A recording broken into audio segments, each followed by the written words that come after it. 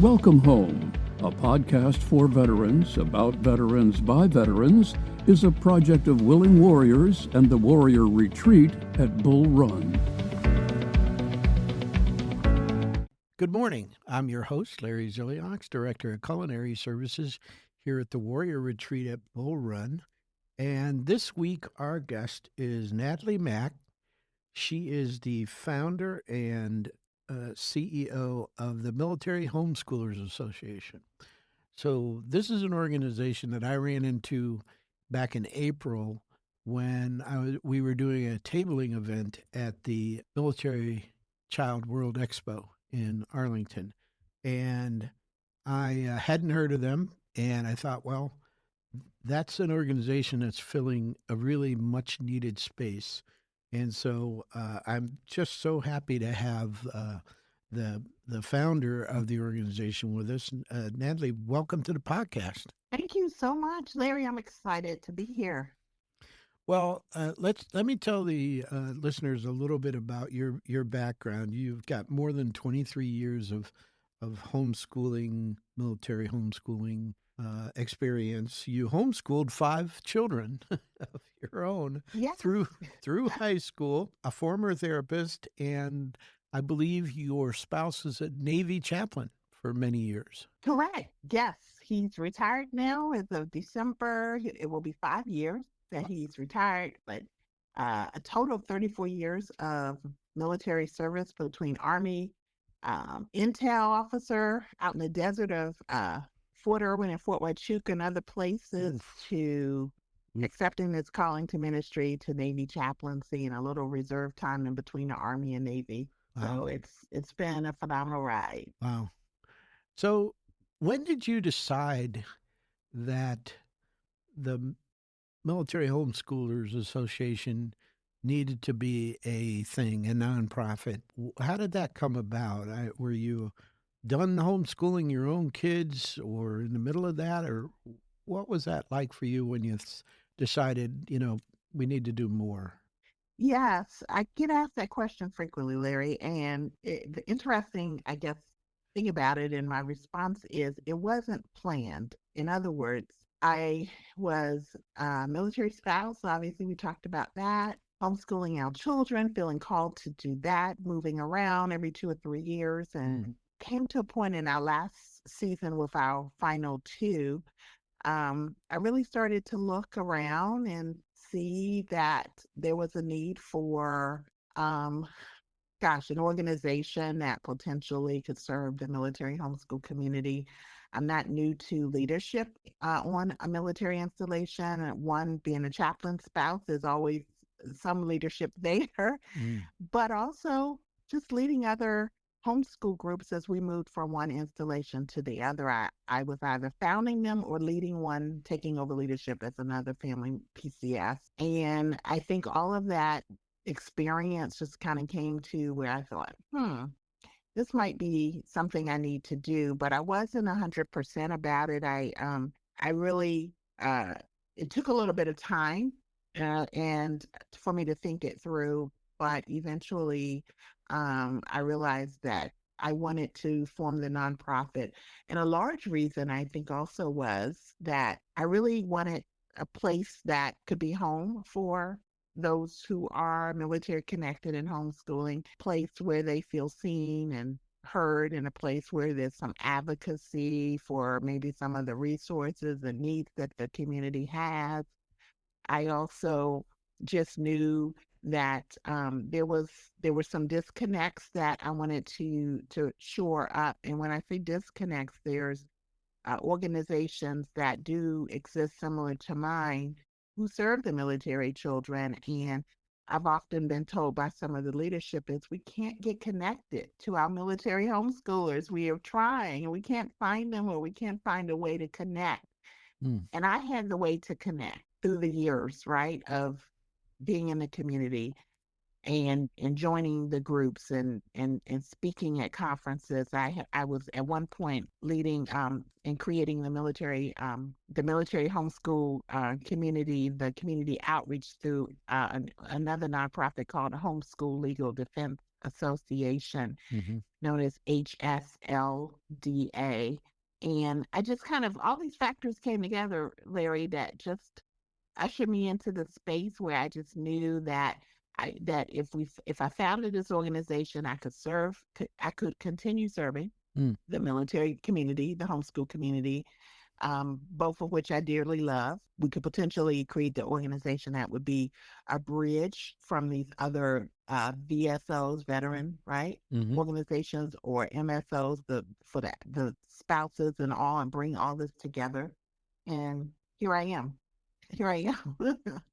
So, So it happened. It wasn't like planned that, oh, when I finish homeschooling, I'm going to start a nonprofit. It wasn't that glorious, actually.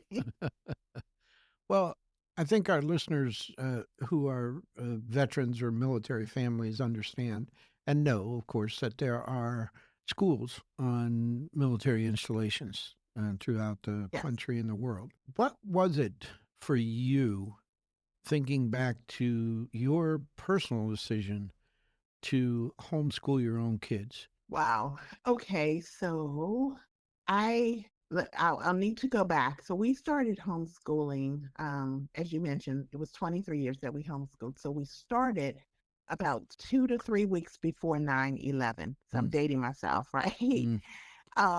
And at that point, we had just gotten orders to into the Navy as a Navy chaplain, Mm-hmm. and we were going to be moving to California. My husband and I had already been discussing just that we didn't feel we had enough time to really spend with our children and bond and really instill our values into them because they were in a traditional brick and mortar school. Mm-hmm. We loved the school. It was a Montessori school. It was a private school. We were paying for it. I Mm-hmm. was very involved there, but there still was like a disconnect, and we saw just the need that just was pressed upon us with our children and some of the things that we were observing that maybe there was some bonds that were stronger between like our youngest daughter at the time and her babysitter, and it was just the factors of like, wow, Mm-hmm. we want to spend more time with our kids and we want to be able to impart values, and we just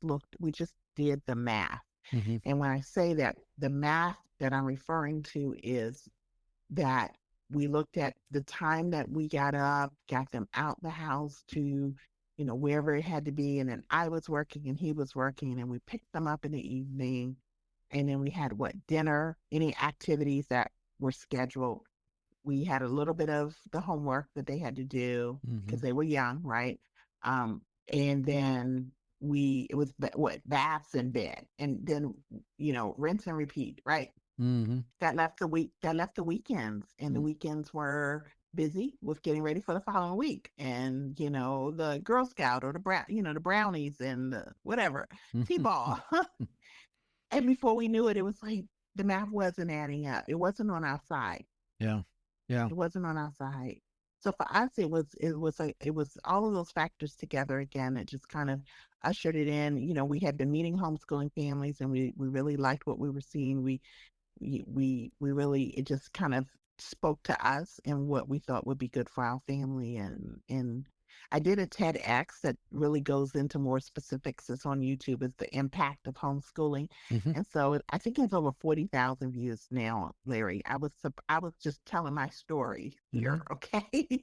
And apparently the story resonated. So I'm thankful for that. So this April was 3 years, and since I did that TEDx, and it's at 40,000. I'm like really, Wow. really amazed, but I'm thankful because I guess the story resonated, and it encouraged people that they could see something in us that Mm-hmm. spoke to them. And yeah. Yeah. When you decided to create the Military Homeschooling Association, was there one particular thing that military homeschooling families weren't getting that they needed and that you saw as a service that you could deliver to them that they just weren't getting? Well, over the years, I kind of started to see that, like I said, there are organizations that support military families and specifically even military children have amazing products and services, and I just was becoming aware of them, but I didn't hear of other military homeschooling families who seemed to speak about those services and products, nor did I think that many of them were aware. Mm. And I said, wow, how can we get this information to our military homeschool families who are busy homeschooling, right? We're not able to often attend some of the spouses events that are held during the day. Um, but as I got to more season and we downsized a bit as we graduated kids to college, and then we had the last two in high school, and then one went on off to college, and then we were down to the last one, and so I had a little bit more free time to really kind of go to these events and see that there was a need there. The other thing I was thinking is that, families in the military, we already have signed on for the military life, right? With all of the amazingness of that, if I can make that a word, and all of the sacrifice and difficulties. It's a mixed bag. Mm-hmm. But we are passionate about, most of us, about the call to serve our country. And when you add that responsibility that we have willingly taken on, and then you add the homeschool piece, there's an extra layer of responsibility there within the context of military life that doesn't exist for the non-military homeschooler, right? They aren't living in the context of military life with deployments and with workups, which are before the deployments, which feel like they already are gone. The service member is already gone during a workup, right? Mm-hmm. Those can go on for months before the actual deployment. Where the loss of life, some of the challenges that do exist, right, within the military, within the housing, and some of the struggles. There's Sure. a few things going on. We know, right? Yeah. I just felt like the community needed to come together. We needed a place that could be our own. We needed a voice of advocacy. We needed some of the awarenesses of why military families are choosing the homeschool. And I have some data on that I can share if you like. But yeah, it was it was just the time to do it. Ever since I found it has taken off incredibly. And the confirmation that, yeah, this was the right thing to do, because you don't just wake up one day and start a nonprofit. And it's like, oh goodness, but it has really taken off. Awesome. And I'm thankful that we're able to serve. Yeah. Well, listeners, the webpage is militaryhomeschoolers.org. O-R-G. So it's militaryhomeschoolers, plural, .org. I want everybody to check that out. There's plenty of resources on there. What's the number one service that the association provides to homeschooling families in the military? Gosh, the number one service. I would say awareness. I would say visibility that we exist, that we are a growing community, that there are reasons that we are making the choice to homeschool. I think those are the biggest pieces. We do have a podcast called Base and the number 2 Base. We have that podcast as a YouTube podcast, but we also are on Spotify. I think we will be getting onto Apple soon if we're not already on there. We did the first only survey for military families who homeschool. So it's the first data that exists solely focused on military homeschoolers. And there's a lot of demographics there as to who we are, from branch to rank to all the things, as well as the reasons that families provided in answering the survey, the reasons that they are homeschooling. And it was 763 families from around the military world, CONUS and OCONUS, that responded to 68 questions. So the need was there. They jumped on the survey and said, oh, we want our voice to be heard. So that's a big piece, is that awareness that we are a community that's growing. Yes, I'm an individual family and I'm homeschooling at this installation, and there's others around me, and I know them because maybe we do life together, or maybe we're in a co-op, or we take PE classes together.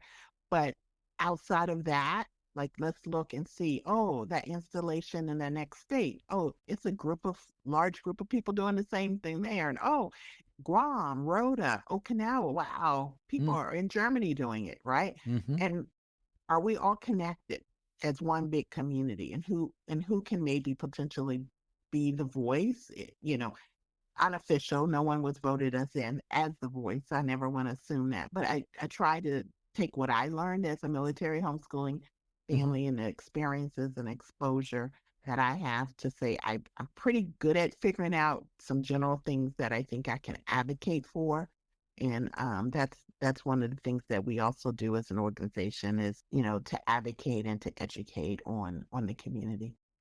So along those lines with advocacy, what do you see is really a primary goal there? What's the issue that you're trying to address that our listeners may be able to help with reaching out to congressional representatives or something? Is there a issue that needs to be addressed for the military homeschooling community? Well, thanks. Thanks for asking. I'll tell you two things. One is something that we were excited about. So I would say there are, if you were to create a wish list, then there are some things that are primary on that wish list. And I've been thankful and fortunate to be able to speak at the Pentagon to the powers that be, to just kind of, as they've asked, hey, what do you think, Natalie? What about this? Should we try to work on this? And I'm thankful for from the administration down through Secretary Hegseth. He put out a memo over a year ago, about 15 months now, tasking Department of War. How are you helping military homeschool families? What resources exist on installations? And as a result of that tasking, it fell down from Sec War to eventually landed down to Deputy Assistant Secretary of War, which is Mr. Simmons, who's been an amazing resource and supportive. And he is over what we call military community and family policy. And within that, that's where I've been able to advocate a lot and say, hey, this is the community, this is what I think they want. They've also held listening sessions, and there's a school liaison community that has been amazing support to us as well. And as a result, one of the exciting things that we were able to advocate for that your community may be interested in is too. I'll tell you, this one is something military families relocate and frequently, most of us every 2 or 3 years. In that process, the military will pack us up and move us. Now, if you're a homeschooling family, you probably have a lot of books, and Hmm. books weigh a lot. So when a military family is moved, we have a weight limitation based on a few factors, right? Like rank and all, just not to go through the list, but Hmm. there's factors there in terms of Biggest, how much weight each family, right? yeah. And so as a result, what does that look like? That means now you're homeschooling and you have a lot of books. So a lot of families have said, can we get homeschooling materials to count as pro gear? And so we were able to get that and advocate for that along with a few other advocates to get the Defense TMO, Transportation Management, to put directly into the Joint Travel Regulation known as the JTR that says homeschooling materials count as pro gear. Hmm. That was huge. That's something the community has wanted for a very, very long time. I know we would have liked it moving around, not being sure if we were going to be overweight, with 5 kids and all of their homeschooling materials added to our household weight of 5 kids, just being a military family. Uh, uh, you know, that's one. The real quickly, I'll tell you the next one that's ongoing in partnership with Military Child Education Coalition, known as MSEC. MHA, our organization, initiated a discussion with Congress in reference to helping families in the military who homeschool not have to readjust every 2 or 3 years to new homeschool laws in a different state.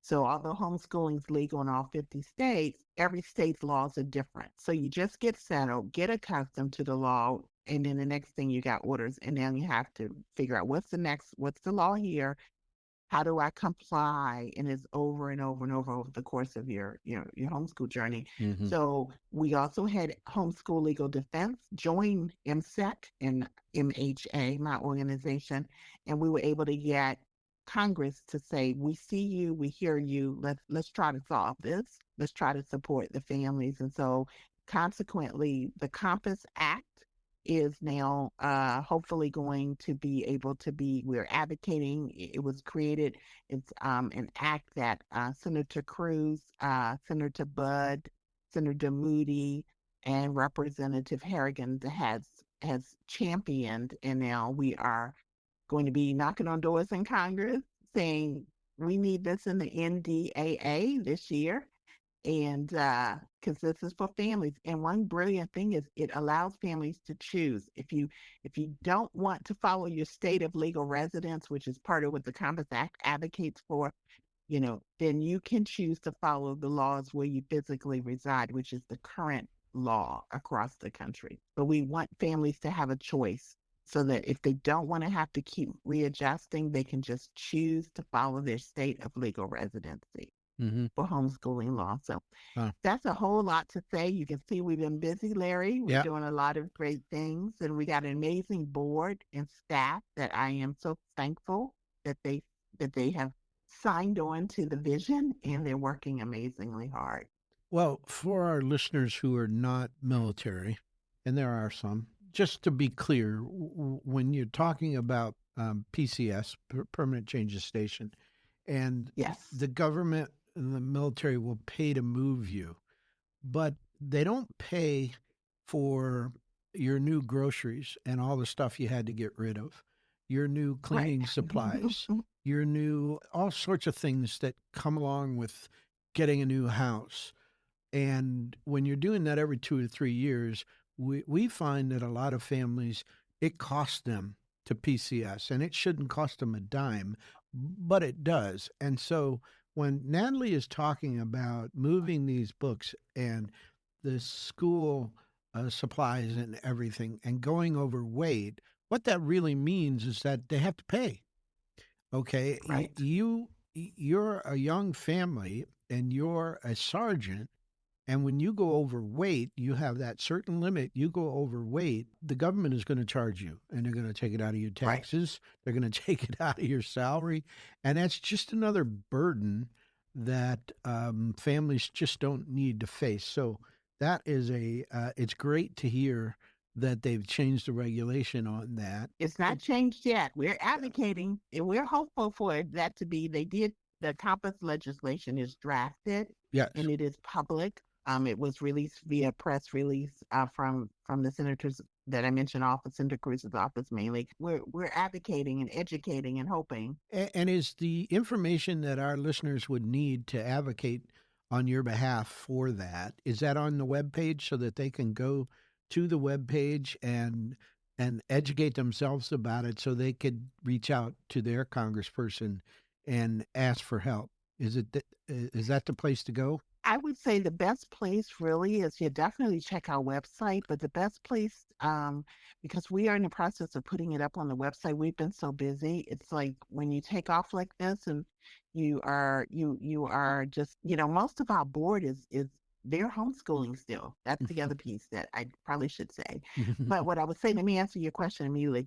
If they would email us, we can let them know how they can support that. It's information@militaryhomeschoolers.org.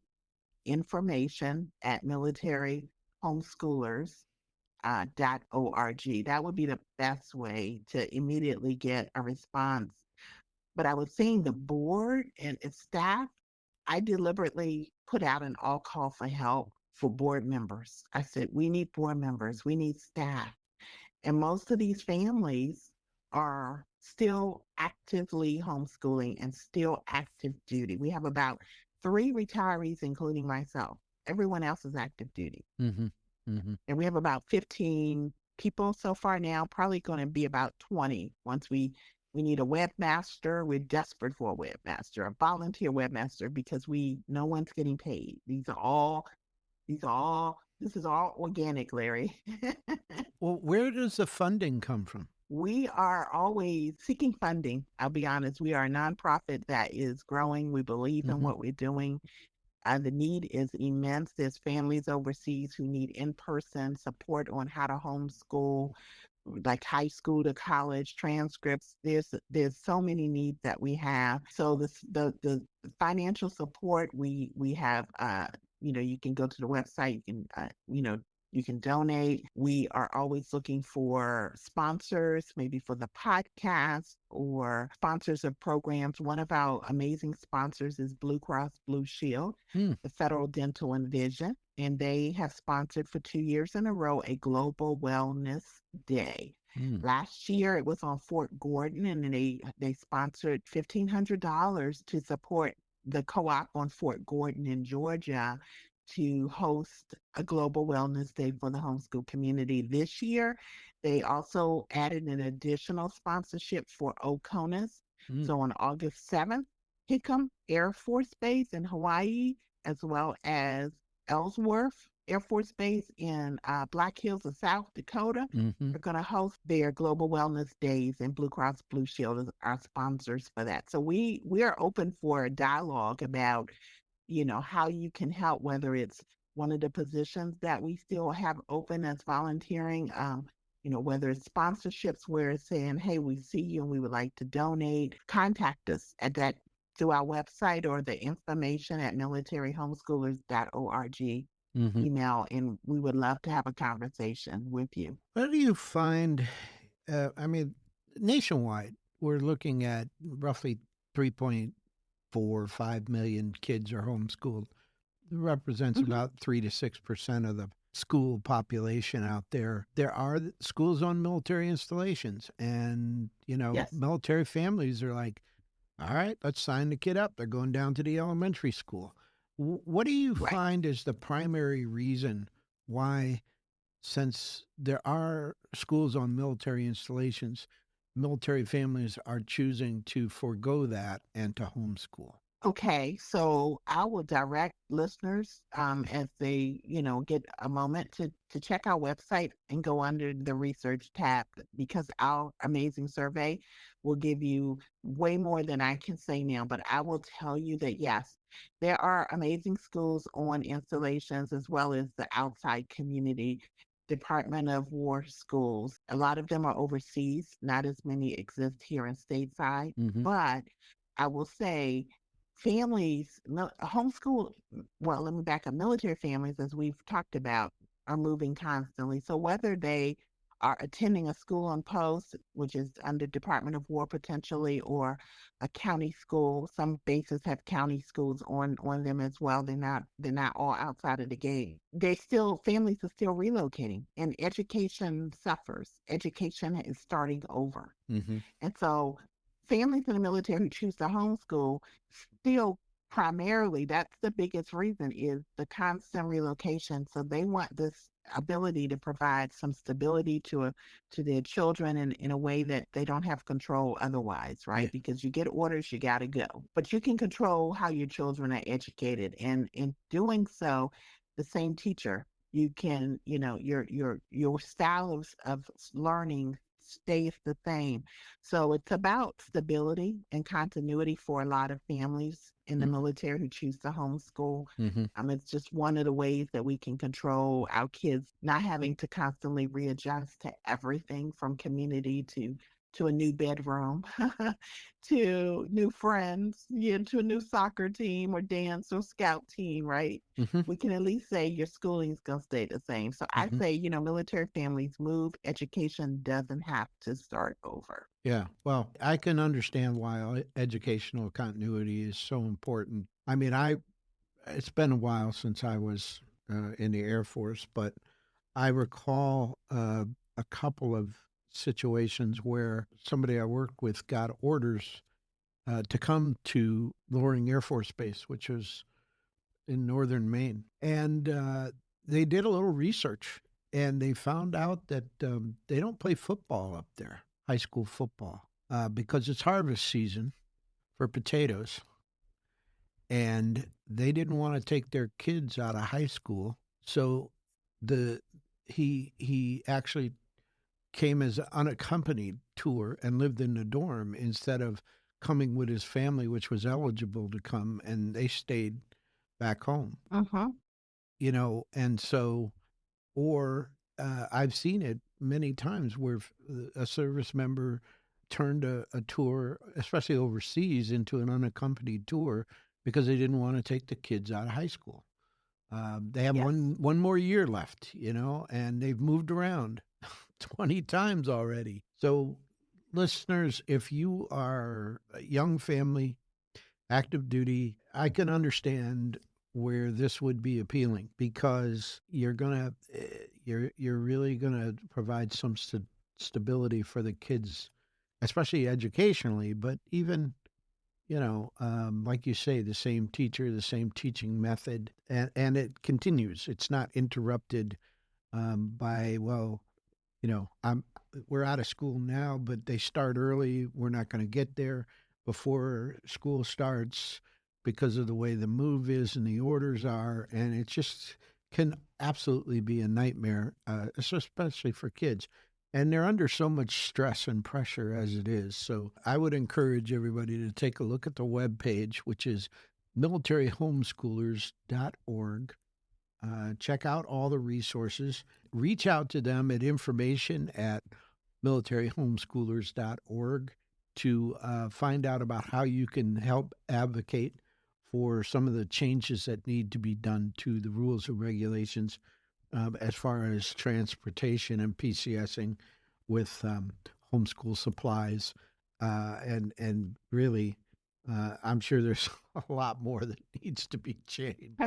But Natalie, listen, I can't thank you enough for calling in and just helping us get a better understanding of homeschooling for military families. I really appreciate it. Thank you, Larry. I appreciate it. I always have an opportunity when I just grab it and say yes, because it's an honor to serve my community. Again, it wasn't planned, but when I realized that I was, tag you're it. I was probably one of the best ones with the experiences that I had to be able to step up into the plate, and I'm thankful to be here, and I am thankful that our colleague, our special ed program manager, Candace Gentry, proud retired Marine Corps spouse, down in the Fredericksburg area. She met you and she said, "Oh, you really need to talk to Larry." And I said, "Yeah, it sounds like I do." So thanks, Larry. Thanks for all you all do.